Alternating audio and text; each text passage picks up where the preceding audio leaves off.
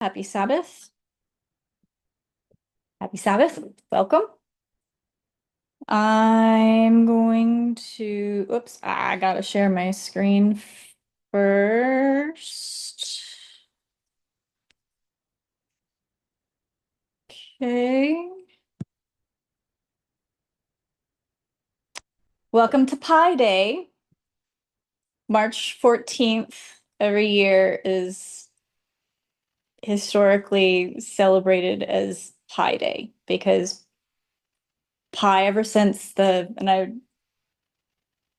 I'm thinking, when did pi actually get going? And I think it was in the Greek history. I think it was even before in the BCs.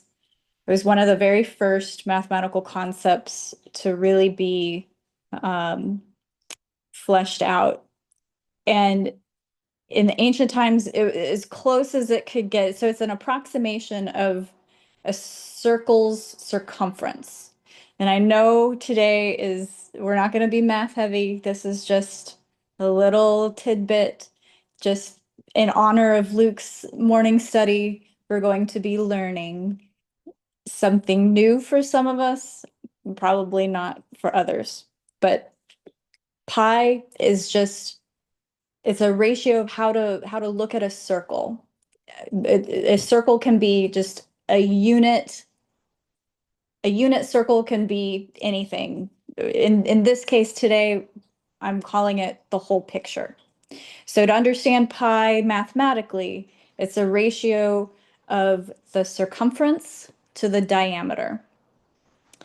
It's how to measure a circle, and pi is easily described. If you look at a pizza, if you cut off the crust and then you line up the crust in a line, it will extend a little bit past the diameter of the circle, and the ratio of that line that you've just made from the crust is it works out mathematically to 3.14159 into infinity. It's one of the only numbers that has no end to it.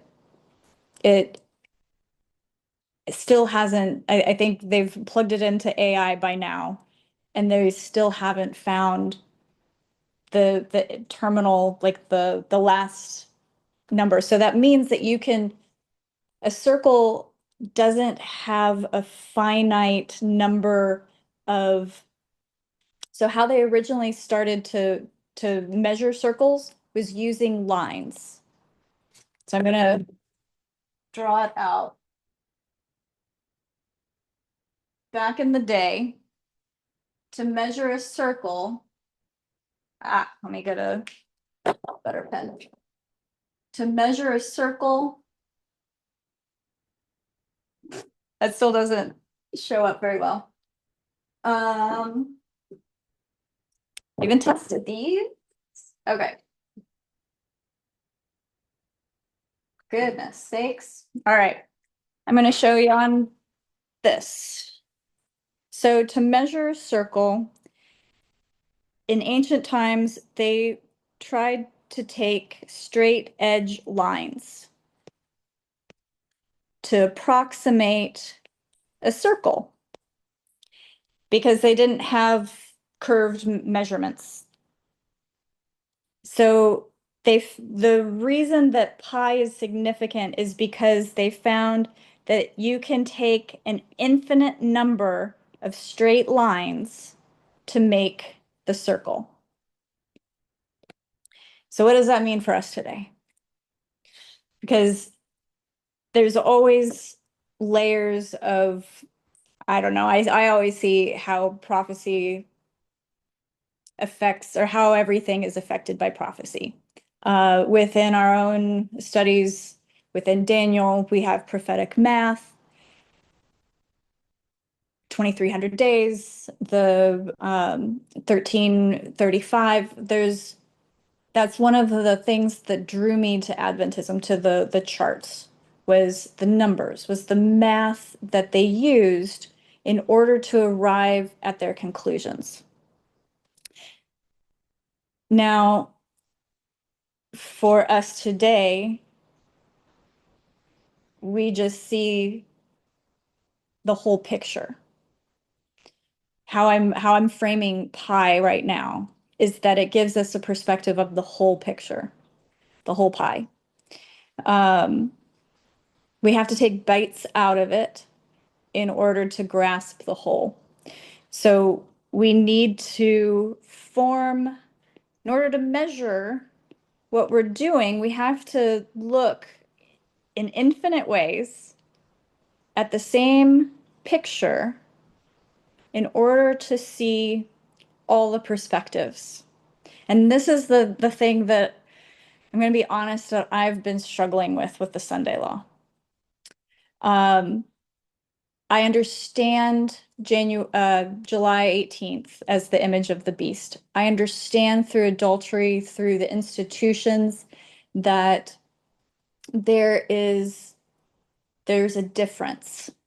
There's the institutional falling away. There's an institutional um, idolatry. And then I can't help but see also that there's a personal idolatry. And that's the thing that I guess piggybacking on Luke's study, like maybe my ego is getting in the way. Maybe it's this idea that I had of what that picture looks like. And somebody with my brain type, um, I with a because I hesitate to say with an autistic brain because once I say that, people have this idea of what autism looks like and they dismiss that it looks like me. But trust me, um, my brain doesn't work normally. And so, and maybe none of ours does. Maybe we're just trying to fit ourselves into this picture of what normal ought to look like. And for the first 36, 35 years of my life, I really tried everything that I possibly could. No, I even probably closer to 39 years. Um, because after 2019 was when something broke in my brain. As much as I tried to conform and do everything I possibly could to appear normal, to fit in, to observe everybody around me, duplicate what they were doing. When we split off from FFA, my brain broke. I could no longer maintain that level of normalcy. And those around me, closest to me, I was living with Carol and on the property of Pam and Rick and Kathy McGraw. I was a mess. I was a sobbing, crying, daily panic attack, having not normal person.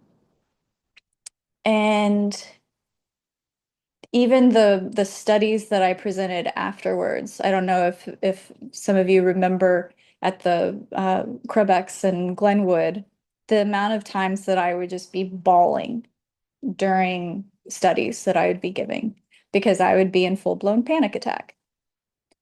And I didn't know what to do at the time other than just keep going forward. But in that process of going forward and kind of the reframing, I wasn't the type, the parameters, there was a word, there were two words that Luke used earlier. Um, Parameter reframing. If anyone has the phrase, feel free to speak up. But Adjustments, parameter adjustments. thank you. It took a lot of because there was a lot of um not conflicting, but kind of things that Jeff was teaching. It was almost like we just had to memorize what Jeff was teaching. We might not have understood it, but if we didn't toe the party line, then we would be outcast as apostates, as frauds, fake prophets, um, as I mean, we saw what it did to Parmenter when he got shut down. None of us wanted that to happen to us. I didn't, so I stayed perfectly quiet about my objections until I had a better understanding of to how to have a rational conversation. And that was something that I found through Parmenter's teaching of methodology.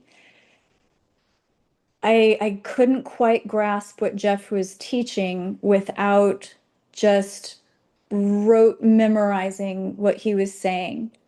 It didn't make sense, but I did the best that I could. Then Parmenter and Tess started, I mean, they came into my life, and their teachings were Parmenter's was different through methodology, and even the hermeneutical methodology that Parmenter was holding up, Jeff had torn down previously when I first started at the School of the Prophets. Hermeneutics was evil. Parmenter helped me to understand that it's necessary. And it made sense to me because coming from a Catholic background, I I never quite bought in wholly to the dogmas that the Catholic Church was teaching. I always questioned, and I always believed that I had a personal relationship with God. So I already kind of had that seed of um, nonconformity. But I tried my hardest to put that aside when I joined the movement because I needed to suspend the ideas that I had previously held on to, just for the sake of coming with an open heart into the message, into truths that God had unfolded for a people since the 1800s. And so that had history, that had depth that the Catholic Church didn't have, that none of the other Christian churches that I ventured into didn't have. But then, so I understood the need for historical critical analysis to look at scripture as more than just God's infallible word. It has to be looked at appropriately through proper context, through history, through grammatical context, through the chapter context, theme context, comparing the whole of scripture. And then when I found a love for Ellen White's writings and kind of learning that she had all the answers essentially, I could take little shortcuts and read what she said about things before making up my mind. But yet Parmenter also helped me to understand that even she had limitations, that there's still more depth to understand it, just as uh, Paul helped to illuminate some of the misconceptions that people had of the Old Testament. In each generation and each prophetic history, I see that we call it the dirt brush man. There are people, there are prophets who shed light on the previous histories. And that's what I saw Parmenter doing. I think even Jeff acknowledged that publicly at one of the camp meetings, um, before reversing course, maybe the next year, and trying to pull back the credibility that he lent to Parmenter and to Tess, and saying that they were half right and half wrong.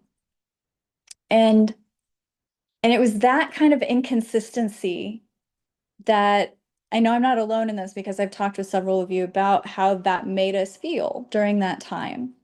How it was, well, were you wrong in endorsing Parmenter and Tess, or are you right now in saying that they're inaccurate?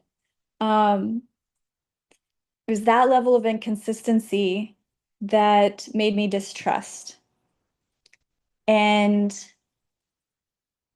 so that's something that my brain, it's like an anchor point. It's a set point that my brain fights against when, and I'm at that point again right now, where there's, and I'm just being completely open and transparent, because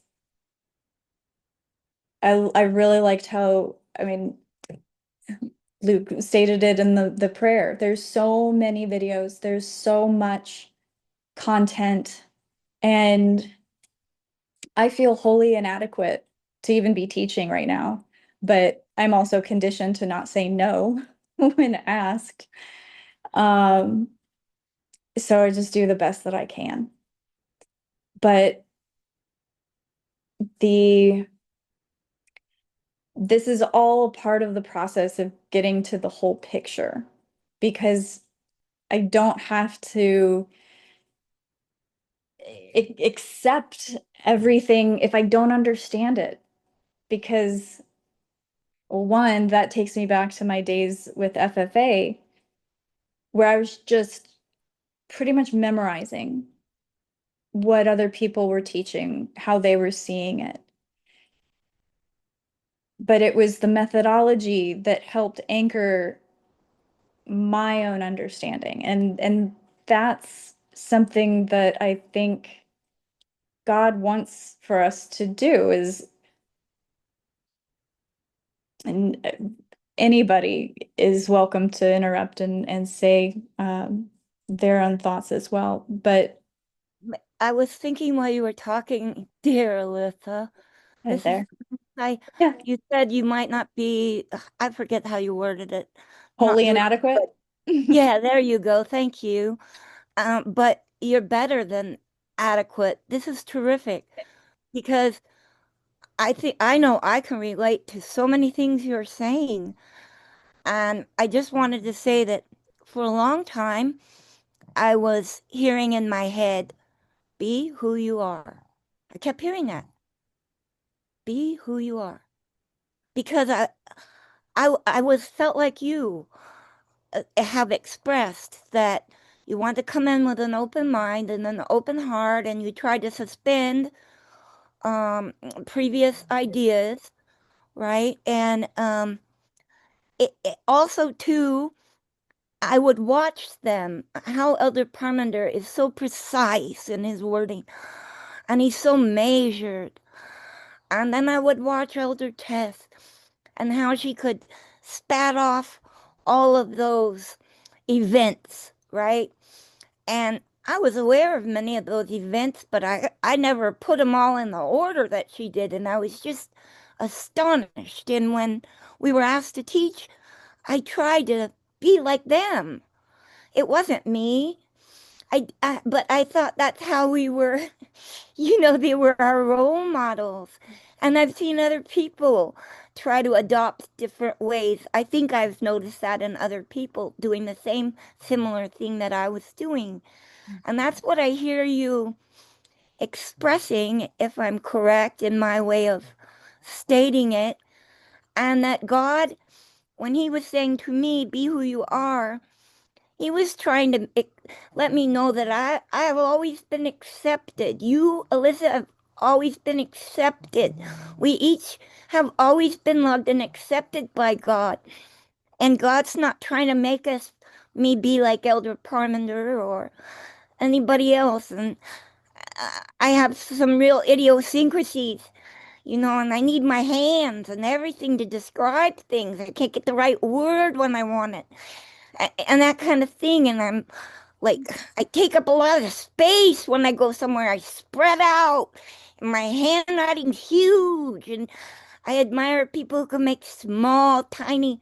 I've never been like that. And I tried to tell that to Elder Parmenter, that God was saying, just be who you are, embrace even those idiosyncrasies, because all of those things are what make you so unique, Alyssa, and people relate to what you're saying, and it will make you such a better, more empathetic teacher.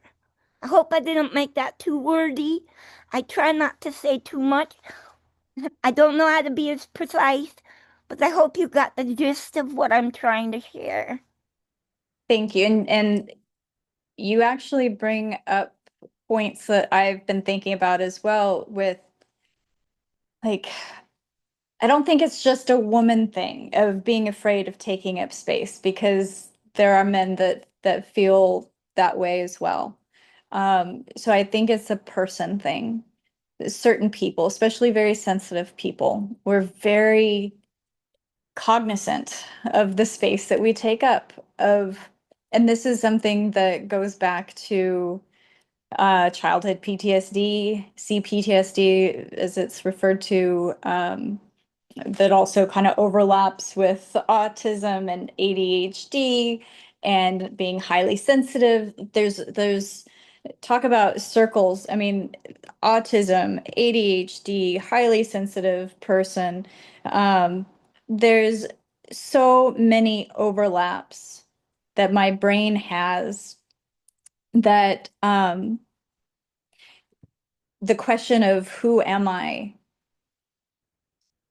is so loaded. And that was something that I felt the need to answer for myself personally, especially after the nature of humanity studies. Not initially, but later, maybe 2022, 2023, when Parmender taught a little bit more specifically on um, the brain.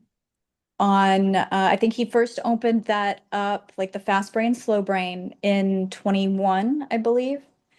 But that's where I started to see the uniqueness of my brain, of everyone's brain, how, and this is where like the book that Luke was talking about, How Do We Learn?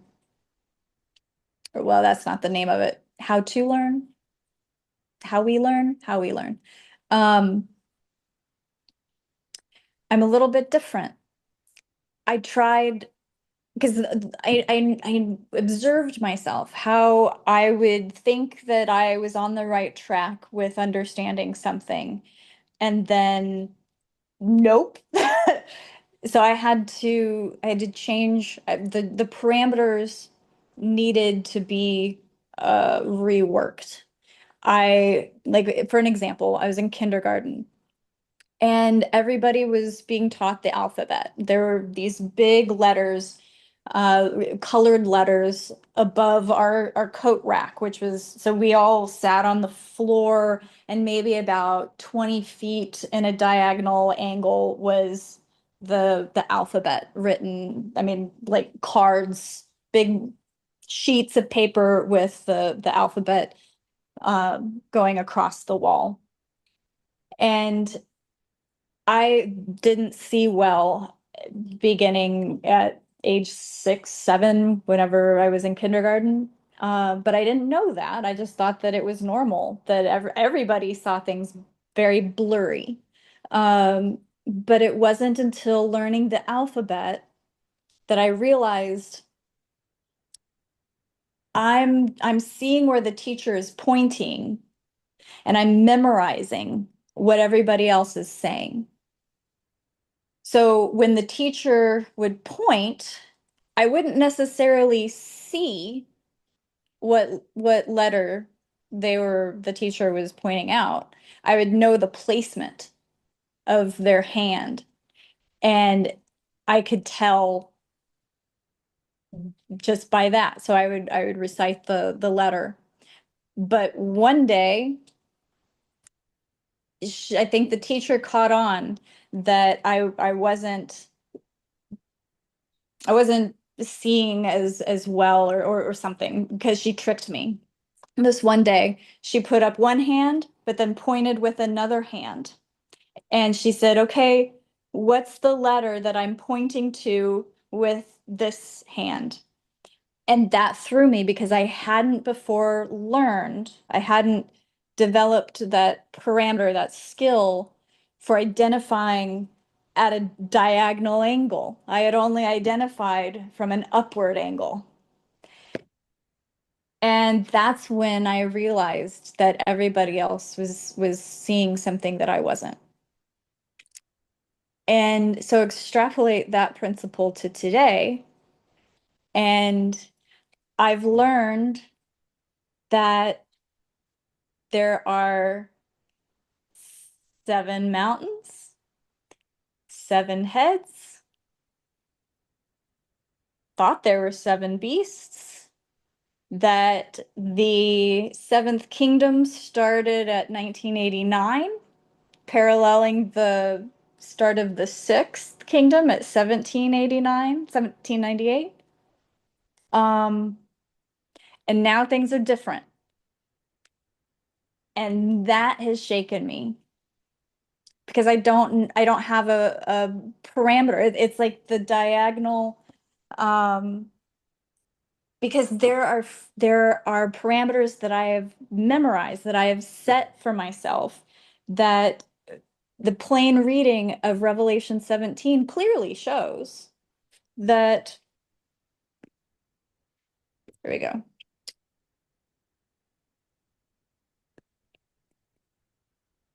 There's 7 kingdoms,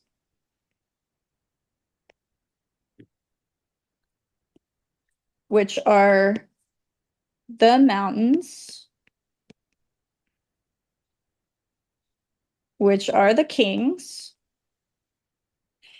And at one time, Parminder even taught that there were 7 women. If there's 7 kings, then there's 7 heads. That's just a plain reading. 1710. But now it's different. The Can we way that say, oh, I'm sorry. Go ahead. Can we say two things can be true at the same time? Or 3 things can be true at the same time? Because Mhm. the 6th and 7th kingdom is a really good example that you used. We can see that 7th ideology has been in people all the way along, Mhm. even though the 7th kingdom hadn't begun yet. So even though we were taught, right, that 6 and 7 ran consecutively in a sense, we also know that they don't really either, if that's the right way to say it, because like you stated, the 7th didn't begin until uh, the Sunday law. That's So something that other people have stated, not me. Because the uh, way that I learned it was 1798 was the end of the 5th, beginning of the 6th. Thanks, David. I think I heard you. I have mine on because I want to say something. Yeah, go ahead, Kathy. I just wanted to mention, did anybody get Manuel? His hand was up in the No, chat. because I'm on my board, I'm not able to see the anything in the chat, Yeah. or so if somebody else needs to let me Yeah, know. well, Thanks, Manuel Kathy. had his hand up. Okay, Manuel. Hi, Alyssa. Hi. it's very impressive. Um, and I think it's necessary that people, get to know people by their own experiences, their own inner courses with that person, and not rely um, on the profiling of other people, because that is mediatic, and it is dangerous. By what you're saying about those qualities that you have, you know what? You are like an irrational number, like pi, for example, that it is impossible to express it as a rational number that is a over b.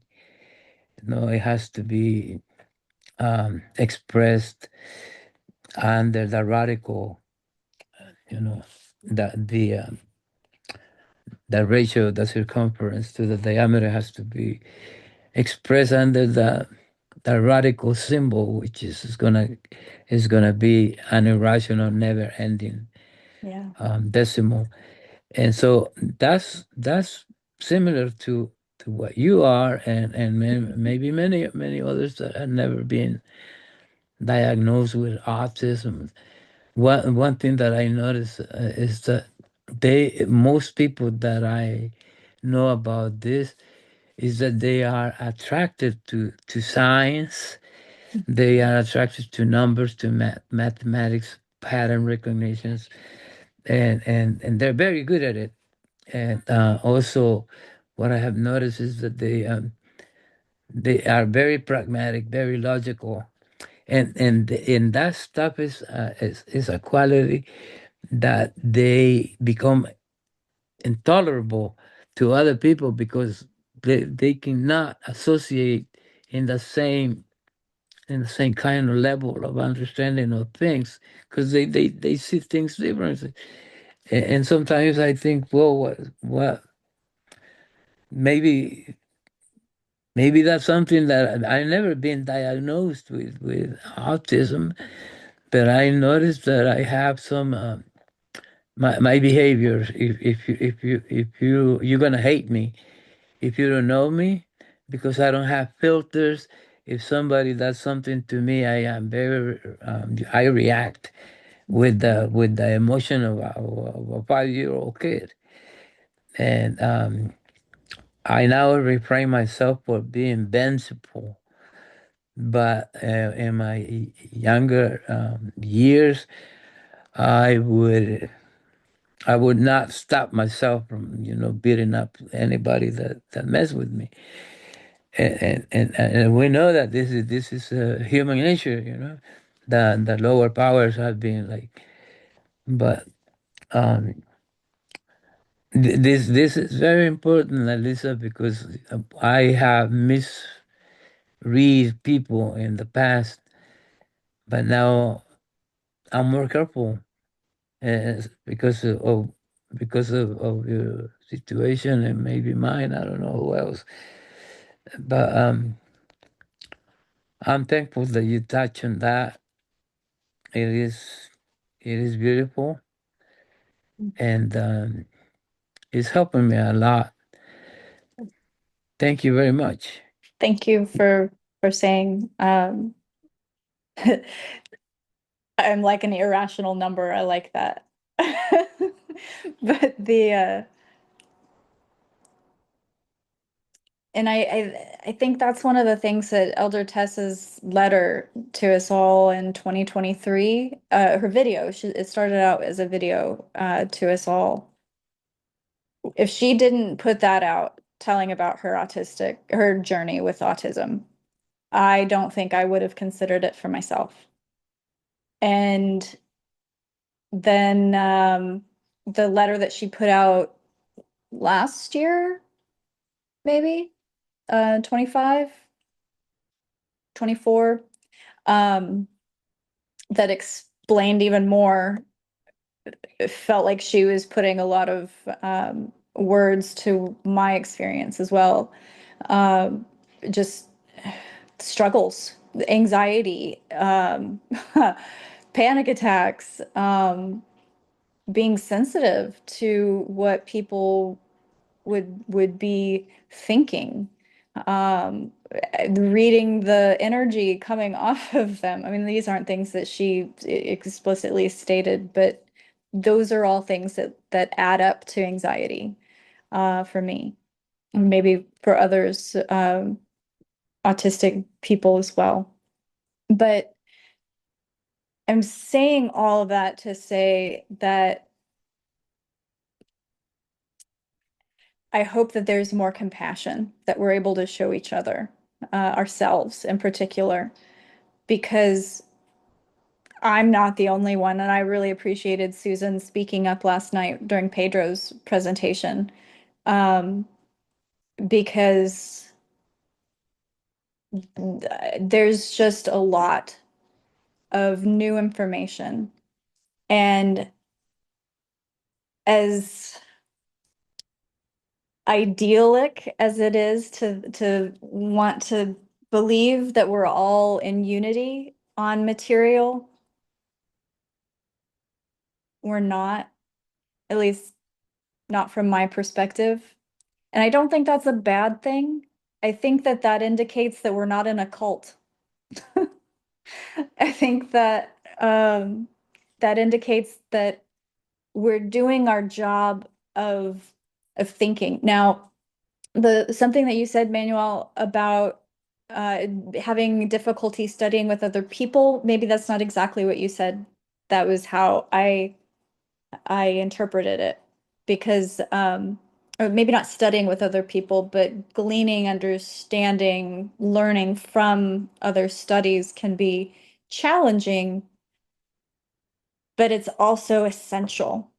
Because if I'm just staying in my echo chamber, if I'm only staying within my framework of how I see things, then if somebody else points to something and says, no, this is actually how it is, then I'm thrown for a loop. And that causes an enormous amount of stress and anxiety and panic, because my parameters that I thought I mean, this is something that I strive. This is something that, like, maintains my my well-being, my that helps me to stay on an even keel, is to have a proper understanding of the world around me. Because growing up, I needed, that was a survival tactic. I needed to be sensitive to the very demanding energy of the people in my household, uh, because that's what it took to survive. So I learned to maintain the status quo, to make sure that everybody is as stress-free as possible, that I can put myself aside as long as everyone else around me is okay. And so many times that failed. And it wasn't until the movement, until learning how to learn, until understanding my own self, the nature of humanity, how we're constructed, that I have it. The sin is not choice if we're looking at it from the lens of how the brain operates, that my choices might not actually be so free. I might actually be confined to the patriarchal system that I really learned how to navigate. Um, and so back to Susan's point of how to be a person. I mean, that was one of the first things that I had to unravel. I think that was probably something that we all had to unravel, if we're not still unraveling for ourselves. How do we fit into this world as humans? How do we treat each other equitably and with proper respect and fairness? And what does it mean to love one another? It's not self-sacrificing. It's not doing whatever you can, bending over backwards to please somebody else, to gratify their earthly wants. Because that's a huge pull.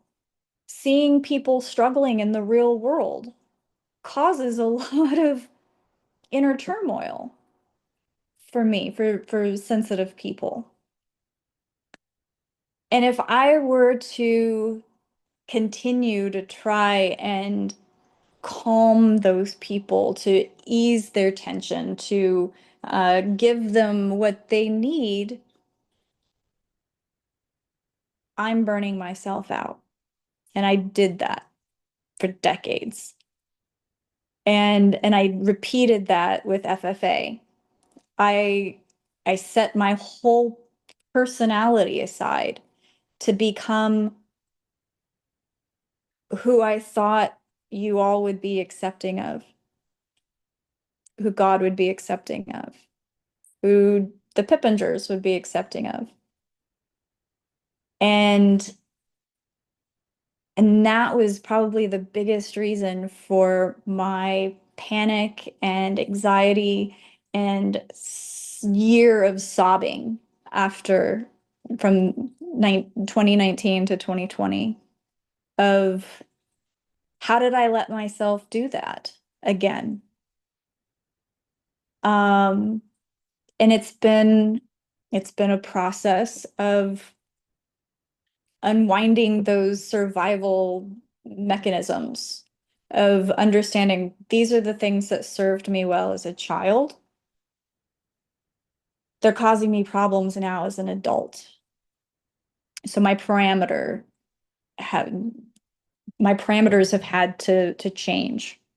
Now, going back to the present message, this is also where I struggle because when I have something locked in my mind, I have scriptural evidence for it. It seems to make sense with Ellen White, at least how we can apply, our understanding, understanding Ellen White within her context to make proper application for our time. And I hear things like the seventh kingdom didn't start at 1989, but it started at Sunday Law 2024. And that the sixth kingdom is the Democrat Party, and the seventh is the Republican Party.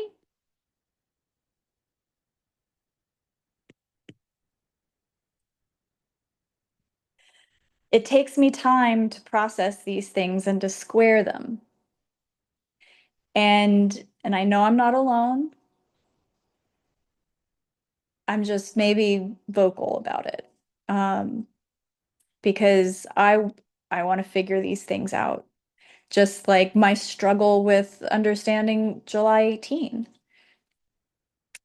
I'm thankful that we've had the studies on the institutions because that's how I understand the progression of fall. So the institution of Israel, but then the institution of the seventh kingdom. I was going to say the United States, but I think this is more specific. Understanding things on an institutional level, and how we got there was through the studies in adultery.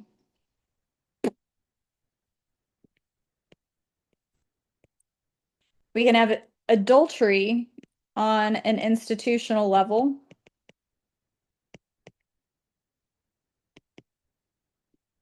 Or personal. And I think it was Exodus that got us to the institutional level, and Matthew 5 gave us the personal level. Correct me if I'm wrong.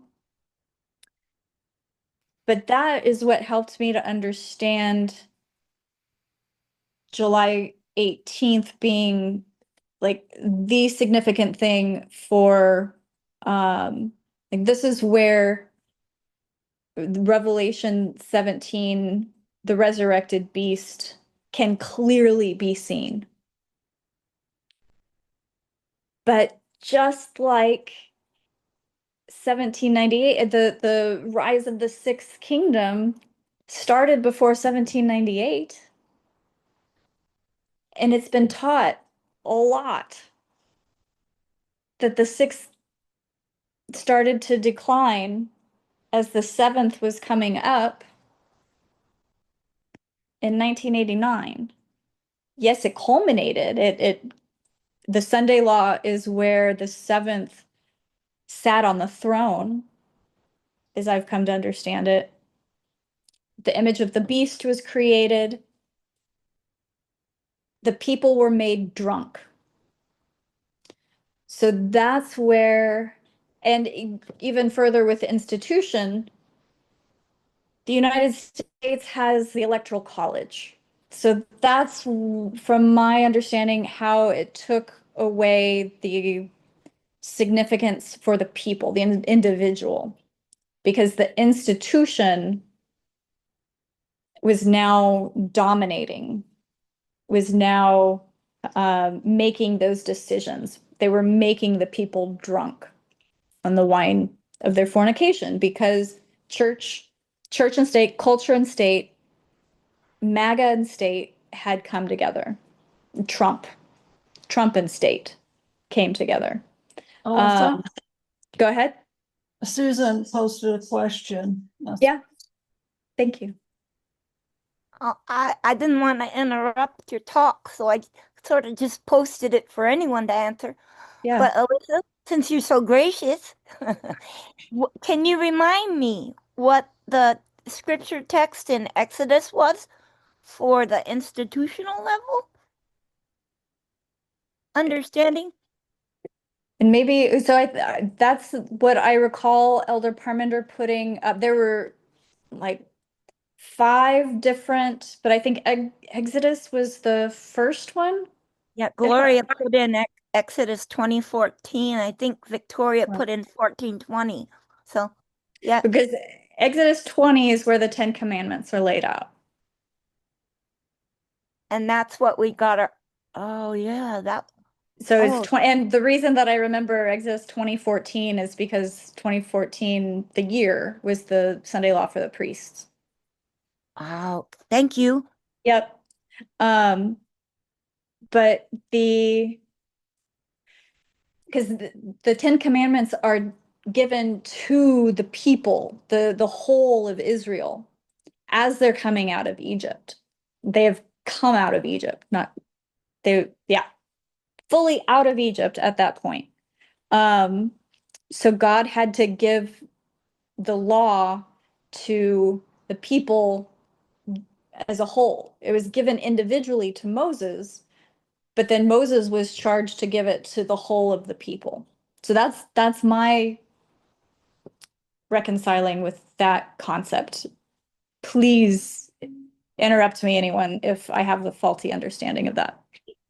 I corrected it was Go I ahead. got an Exodus 20 verse 14. So I just want to put that out there because I did have 1420, but just I had to swap that around because I got mixed up in the typing. So All anyways, good. just want to put that out there. Thank you, Susan. Thanks, Victoria. And thank you, Susan. And thank you, Kathy, for bringing the comments to my attention. Anybody else have thoughts, comments, questions?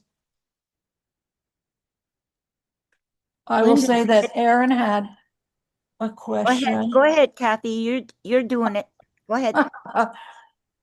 Well, I waited for someone to chime in and they didn't, but so Aaron's question is, what was wrong with our interpretation of Revelation 17? What was the error that we had to change it to make the seventh half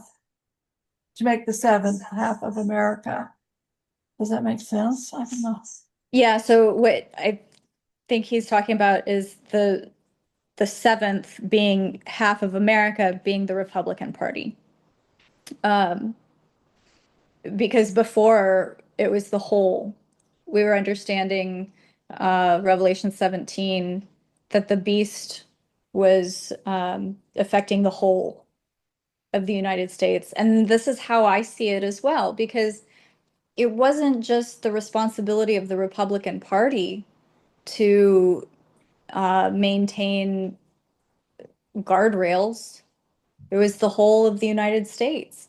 The Democratic Party wasn't even, I mean, Republican and Democratic parties, even the names changed. So even we didn't even have a genuine Republican Party until Lincoln, 1861. And then during Kennedy's era, it flopped, it flipped. So the Democratic Party became more Republican and vice versa. Um, so there's just I'm just struggling. Um, and it's an Well, I have a question or a comment yeah. on Aaron's question. In kind of, I have thoughts on Pedro's study last night that I had some questions about, because is it truly the Republican Party, or was the Republican Party hijacked? Because weren't, as it's being laid out, I believe that the Republican Party was the gatekeepers. So we saw that the Democrats failed, and then if the Republicans were any part of a gatekeeper, they failed. So all has failed at that point. Say that again. Is that Just your okay? last bit. It cut out a little. Okay, so hasn't all failed? If the Democrats had failed, and then the Republicans as the gatekeepers or the wall, as Pedro was putting last night, they failed, because wasn't it because the Republican Party's been hijacked? It's not truly the Republican Party. Is that correct, or am I wrong on that? Um, I think it got radicalized and purged over the years. because I think the purging started in 2014. Yeah, way back. So this is again, like, if we're saying that But it's only half, go because ahead. that systematically brought them to fail, right? That systematically brought them to failure, where we can see the Democrats failed along the way, and the Right. Republicans failed to keep him out of reach. So yes, there was the purging and all that. So it's okay. But So even the way I see it is that it's not half of the USA, it's all of the USA that failed in some form or another. Is that correct?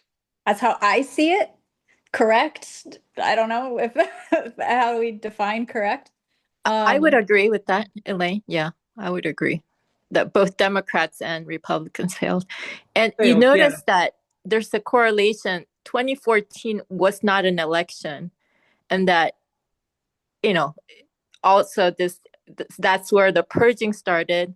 So yeah, purging finished at that RNC, and per se, it's not an election day, so it's like, yeah, correlates Sunday law, 2014, begin of purging, July 18, 2024, the end of purging. Is it though? Because I think that they're having a major civil war right now. I don't know if the purging stopped because Marjorie Taylor Greene was pushed out. There's a lot with the Epstein files that has caused a rift So I don't see the purging as having concluded in July. I see it like you're seeing it, even with the Iran war. There's Right. different. Yep. I see it. And that's even a crucible for the Democrats because just I don't know if anyone saw or heard the news that they were voting on this yesterday. I think it was yesterday or early this morning. There was Caved. again, say Oh no, they caved, right? They yes, caved in. yes. So Yeah. instead of condemning Trump for the Iran war, they said, well, it needs to be defined. You need to give us clear definition of what the end goal is. Well, they're not going to say clearly what the end goal is because on the sidelines and behind closed doors, they've already told the military that this is to usher in Armageddon. So they're going to claim publicly that's not the reason. And they're going to stall as long as possible for declaring the end goal or how to achieve this goal. Um, Especially since it's not the IRGC, the Iranian Revolutionary Guard Corps, that's really who's keeping Iran and Iranians under the thumb. Getting rid of the supreme leader is like getting rid of a pope. You just find another one. It's the IRGC that's maintaining the control, and that's becoming a challenge. That's been the challenge. It's different than Venezuela, and I don't think anyway, that's a whole other side point, but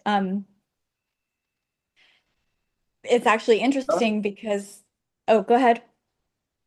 This is Bob. I just wanted to share everything you're talking about with the different parties and everything. It reminds me, if I go back in my mind to 2018 when the Midnight Cry message was given to us, and we all had to go from largely being very conservative and go over to being more liberal at a very superficial level. It made it look like that the Republicans were were bad and the Democrats were good. And yet I do recall Elder Tess using an example. It just was an example. She was talking about how you would explain or you learn about what an atom is in chemistry. Mm-hmm. And if you're explaining it to a 4-year-old, you're going to just tell them things are made up of atoms, and you don't go any further, but as you grow, as you learn, as you get older and your thoughts mature and you learn more things, then you start realizing that there's a whole lot more to an atom and parts of an atom, and you can take an atom apart and things. So there's a lot there. And I realized that we even went through some of that even when we were looking at the different parties, because at one point, Elder Tess was talking about how the extreme left within the Democratic Party was bad. Right. And everything. And so we had to try to find where things are right. And so I'm hearing a lot of good stuff here today. It revolving around the fact that everybody has a responsibility for what's happened, and this country started out as the sixth kingdom, and there were guardrails that were set up, there were laws that were set up, there were things that were done to protect the office of the presidency and to protect the government from being abused by the people. But I see that as time's gone on, that's been eroding and eroding, and we can sit there and try to point a finger at one side or the other, but the fact is that that wall has come down, and we're clearly now into the seventh kingdom, and it's just amazing. So I just wanted to add that because when we're trying to look at all these little details, it's not always so easy to see it like it's just, that's the way it is. I mean, it's pretty complicated actually. Yeah. And this is where the complexity of the prophetic understanding of when the seventh kingdom starts. And it's not, nothing is going to be answered today, I doubt. This is I have another thought to Okay. add to this. Good. Just based on things that I've been looking at as well, is there's a power struggle. We saw that. That was what Revelation that came from 17, right? And then going back to Daniel 2 and 3 to see that there was a power struggle in the beginning, there'd be a power struggle in the end. So when Right. you talk about the purging of the Republican Party, that's 20, we marked that at 2014, but you can go back to the time of the end and even a little before the time of the end, Yep. and you can see the two parties that are having conflict, and it's out of that conflict or that power struggle that this the ideology of the woman, I guess you would say, Right. catches hold and uses the Republican Party, and then they Right. begin the purging.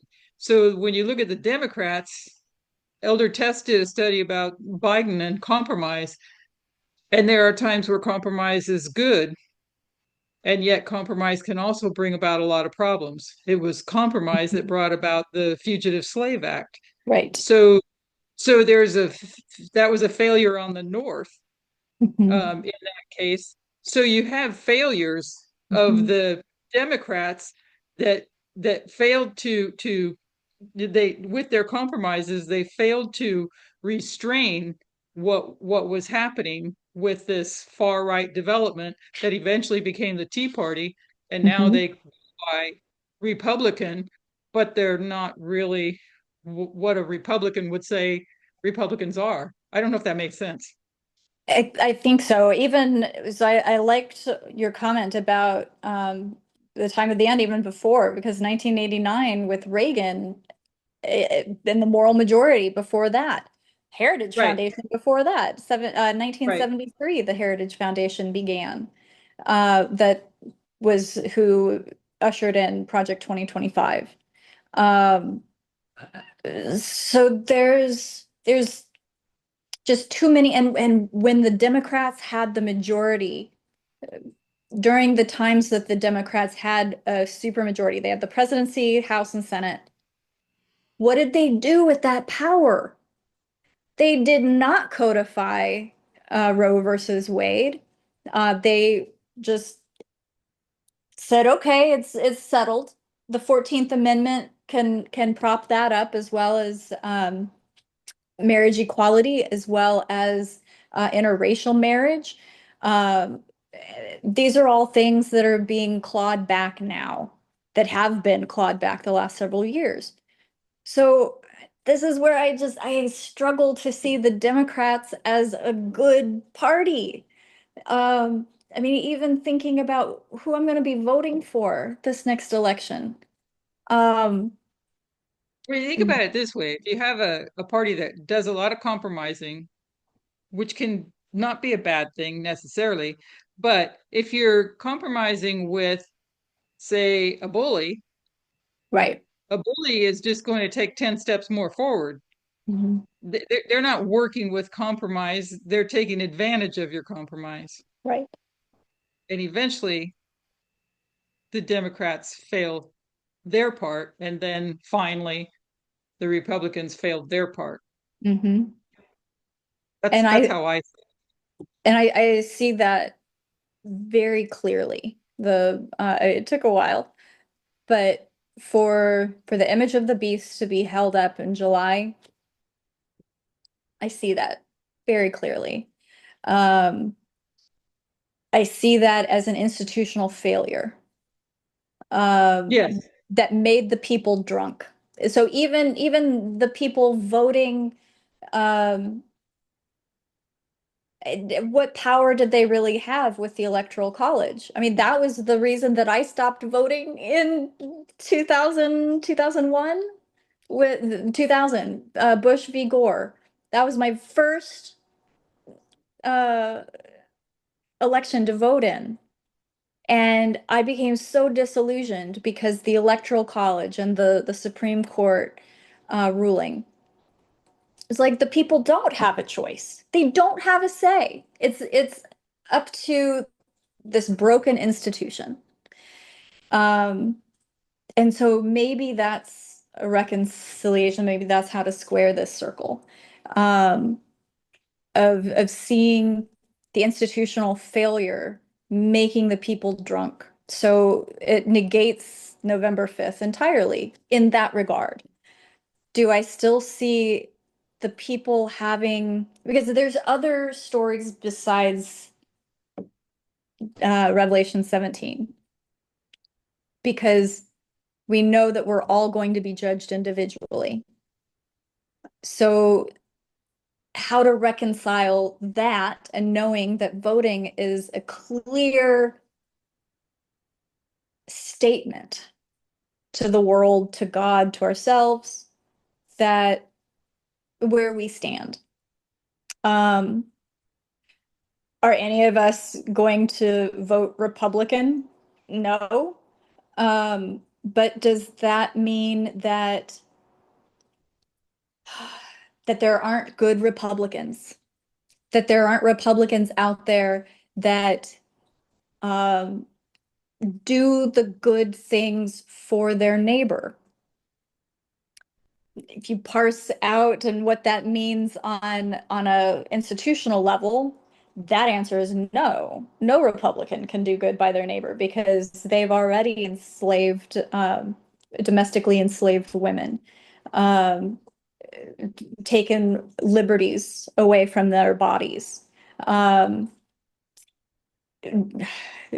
disallowed equality with LGBTQ community, doing away with DEI. At an institutional level, there's no good. Unless we take the position of economy and immigration. To a degree. And now we're seeing the Seventh Kingdom, the way that they're enforcing their economic and immigration positions are abusive. So we still can say that there's no good from an institutional level. From a personal level, I've seen, especially living in Arkansas and knowing the community that Republicans can create in a rural town, in Mena, Arkansas, in Norman, Arkansas. They're some of the nicest people. They would have done anything for me because I was nice to them, probably. But it's still like I can't say that they're bad because I knew them. I got to know some people. Did they understand where I was coming from at the times that I had intimate conversations about them on equality? No, but they heard me out. They respected my position. So it's more complex than it is simple. Can you say that's like Augustus and Paul? I mean, Augustus heard Paul out, but yet he said, "You persuaded me almost to become a Christian." So he respected Paul, like in what he had to say, but he didn't um take it as something that he would follow and adopt for himself. Yeah. So, I mean, and then that's just one example that came to my mind. And then I think about, well, what the Senate, and I'm not sure if this has much connection, but when you think of the legislatures or like the Senate and the House, when they make decisions, they all have like unique beliefs or whatever, but they all have to come together to stand on a position for something to be passed, or at least to have a lot of votes that enough votes to be able to pass something or get something through. But where you see that fighting and all that stuff go, there's like we know there's a spectrum even within those parties, like even within the Democrats, even within the Republican, there's spectrum. So not all of them, you know, agree at the same level, as each other. But when it comes to like um who what is it? Like certain beliefs or what their goal or what they want, they kind of do stand all in unity on that, if that makes sense. Having Even to though, work together. yeah, exactly. Even, I mean, like not like at the beginning, the Republicans thought it was a joke with Trump. They didn't Right. all like come Right. together, but when they Right. wanted to win, when they saw that, hey, we need Trump with us in order to get to mobilize in order to get our agenda across or whatever like that, then they had to go along with Trump. So you get what I'm saying? To go forward with their agendas or what they want, they have to um Unify, come come together. exactly Yeah. to be able to have something. And that's where that whole like well thing comes in where um the what do you call it, the RNC or different things like that. That's where things come together because they have to, and that's where Democrats also kind of failed because they can never really get it together to find unity and stuff like that as much as the Republicans did, Right. at least in my understanding. Yeah. So, I mean, those are factors to consider too. Those are just my thoughts on the institutional level and on the individual level, because we know when it comes to Senate and all of that, they were voted in there, you know? Right. Right. So, I mean, of course, you have the people, and some of the people we see them at the rallies or whatever, whatever, whatever. They have their part to play too, in that. And not all Republicans, where you were getting at too, not everybody who's a Republican, because there's some who have repented for voting for Trump. There's some Right. who like see now that, Yep. hey, this ain't right. He's not right, and stuff like that. So Yeah. I mean, it is a little bit more complicated and messy looking at it, but Yeah.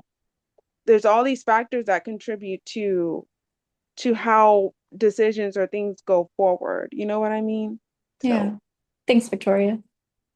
And this is where I see the biggest difference among the seventh kingdom and God's kingdom is that the seventh kingdom really is trying to usher in God's reign on earth.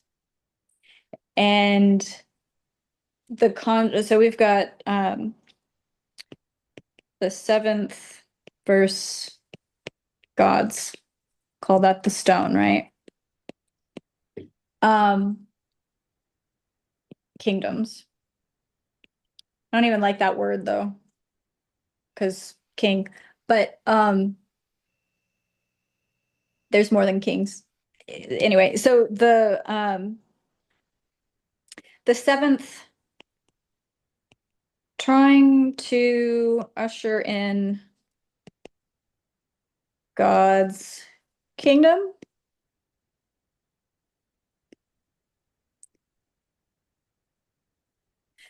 But the stone, what are we doing? We're receiving God's kingdom. God's doing the work. What does Ellen White say our responsibility is? I found this through researching Enoch because she says, I'm in Patriarchs and Prophets 369, another play on numbers. I just had it. Okay, so this is the story, page 369. It's the deliverance of Israel from Egypt. So this is where God is using the example of Joseph, how God used Joseph to be a light unto the world, to help other people get to safety, get to Egypt where there was going to be plenty, where people would have food. So this is a parallel to God's kingdom. So God called Israel, this is 369.2. God called Israel and blessed and exalted them, not by obedience to their law, they alone might receive God's favor and become the exclusive recipients of their blessings, but in order to reveal themselves through the people, through them, to all inhabitants of the earth. It was for the accomplishment of this very purpose that God commanded them, people, to keep themselves distinct from the idolatrous nations around them. Idolatry and all the sins that followed in its train were abhorrent to God, and they commanded their people not to mingle with other nations, to do after their works and forget God. God forbade their marriage with idolaters. I'm going to skip to the next paragraph, 369.4. Like their master, the followers of Christ in every age were to be the light of the world. The Savior said, "A city that is set on a hill cannot be hid. Neither do people light a candle and put it under a bushel, but on a candlestick, and it giveth light to all that are in the house." That is in the world. So the house being the world. And God adds, "Let your light so shine before humanity that humans may see your good works and glorify your God which is in heaven." Also Matthew 5. This is just what Enoch, Noah, Abraham, Joseph, and Moses did. It is just what God designed that their people Israel should do. It is their own evil heart of unbelief, controlled by Satan, that led them to hide their light instead of shedding it upon surrounding peoples. It was the same bigoted spirit that caused them either to follow the iniquitous practice of the heathen or to shut themselves away in proud exclusiveness, as if God's love and care were over them alone. So there's one kingdom that's trying to be so exclusive that it persecutes everyone else not associated with them. And in so doing, they think that this is the Seven Mountains Mandate, right? Where they're trying to take over every single component of human society in order to create God's kingdom on earth. But God calls us to be like Enoch, Abraham, Joseph, Moses. We're to be a light unto the world. What does that mean? Does that mean that we're to make other people believe as we do? That seems a little bit more like the seventh kingdom behavior. Whereas God wants us to preserve our conscience, to be true to our conscience, as Pedro said last night. And in that, in being true to the word that we have been given, the prophetic word, in order to give that to other people, we have to embody it. We have to integrate it. We have to oh, what was the C word that Luke used in the has to consolidate. And otherwise it's empty, I think. I mean, if we're just going through the motions and doing something, saying the right things to people as far as like, so here's the difference. Making other people versus allowing other people. So the stone, in contrast, allows people to be people, to work within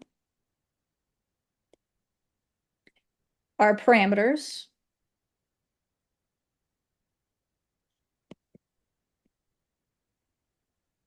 our limitations,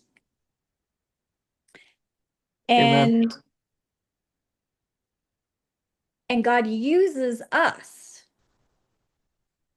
So we're not making other people change their minds on anything. The only person that we can make do anything is ourselves. We can make ourselves do what's in our hearts, do show each other kindness, show the world around us kindness, especially in the face of persecution, to not see them as less than, or to judge them and say, well, that's not what I would do. Of course not. You're not them. But to be kind to ourselves, to be kind to others, to be understanding, and to allow God to work.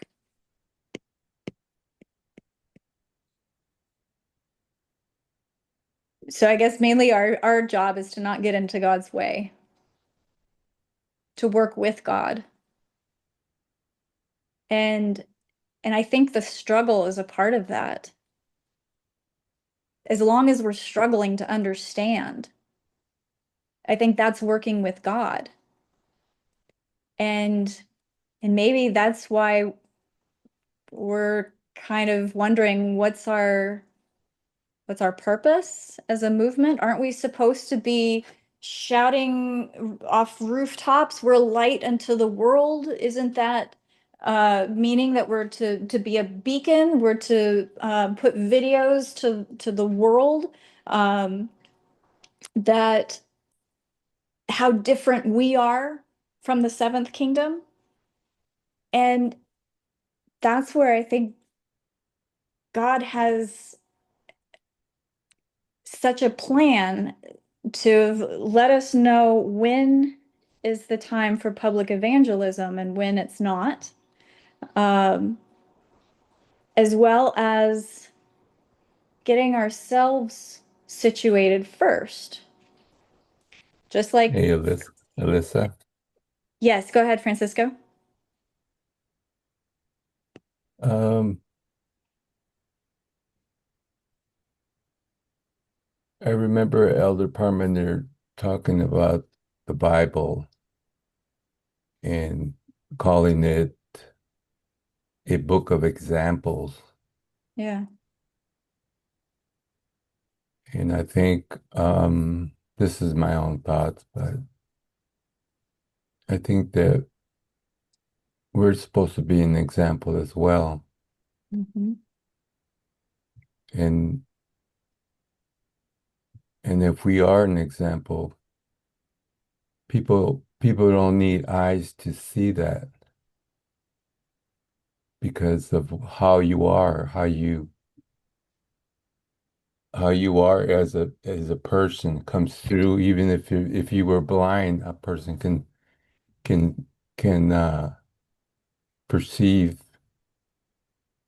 God in you, kind of thing. Yeah. And I don't know, for me, it's how I gauge myself as am am I Christ-like, in my behavior, and um, I look for that in other people.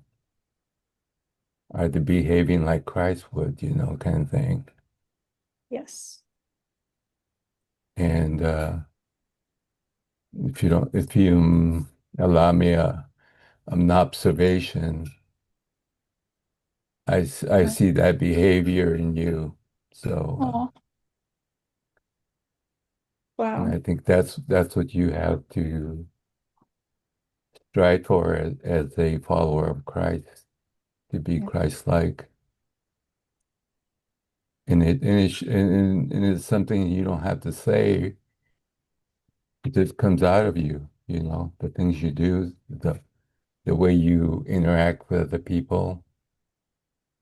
It just comes out of you, you know. Uh, Thank thank you. you. That was very humbling to hear. Thank you, Francisco. And I guess my get the focus off of me phrase is you wouldn't be seeing it in me if you didn't see it in yourself first. Um, because I think that's true.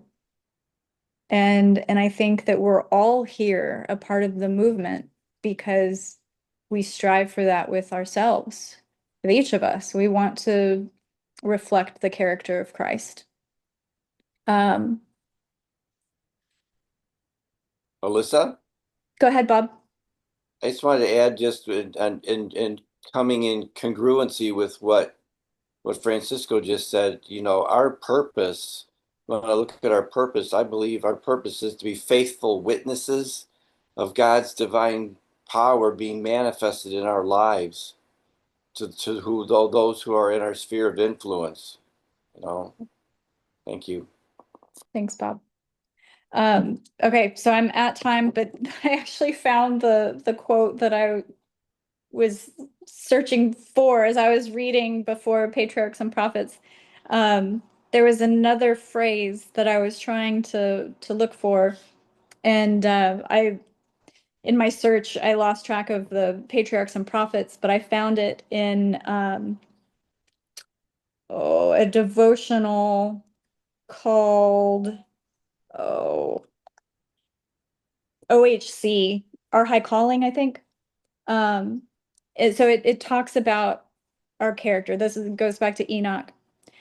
Enoch's life and character, which were so holy that he was translated to heaven without seeing death, represented what the lives and characters of all must be, if, like Enoch, they are to be translated when Christ shall come. 144,000. His life was what the life of every individual may be if he closely, oh dear, I gotta go back. His life, Enoch's life, was what the life of every individual may be if they closely connect with God. We should remember that Enoch was surrounded with influences so depraved that God brought a flood of waters on the world to destroy its inhabitants for their corruption. So, what's our job? To have the life and character which is so holy that we're translated to heaven without seeing death. Does that mean that some of us won't go to sleep before the coming of Christ? Maybe. They did in Ellen White's time. Um, but does that mean that we'll see death in the final resurrection? Um, that's the goal, right? Is to be all together at the second advent. That's why we're here, because each of us know God is coming back, and we all appreciate the math that's going to get us to that point. This is what Adventism is all about, is trying to use the maths to calculate when. And I'm using pi today as that symbol of that we're all just trying to get the whole picture. We're all going from start to finish in our experiences. And it's beautiful, it's irrational, but we're here together.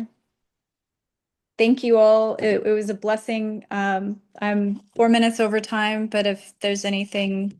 I have a thought. Yeah, go ahead. Firstly, I want to say I hope you have a better self-assessment of yourself, because I believe you did very, very, very well. And I'm not exaggerating, I'm being real. And secondly, importantly as well, I believe our belief or understanding of public evangelism needs to be updated. The mission is not about changing or convincing somebody else to change their mind. I think it's more about being that example, living the life, being that light. It's not about going out there preaching and convincing. I don't think we're updated on that fact. That's just my conviction. You know, because related to the living testimony, I would think, right? right. Yeah. Yes. Yes, because we have the examples in the past with the Levites not coming in, you know, so we could look back. Yeah. But great presentation. Thanks. Thank God for that, because it wasn't mine alone, but thank you. Thank you, Alyssa. Thanks, Elaine. Alyssa, could you close your screen share so I can do the already? Yes, And you can absolutely. give your closing prayer and then we'll go. Okay. Thank you. Thank you. Let's pray. Oh God, thank you. With a grateful and humble heart, thank you for leading, for forgiving, for blessing, for all of us coming together as one people who strive to see you face to face. Pray that the rest of our day be blessed and that we continue to grow as a people, continue to learn and to unlearn, and to know you in full as we're able. In Jesus' name, I pray. Amen.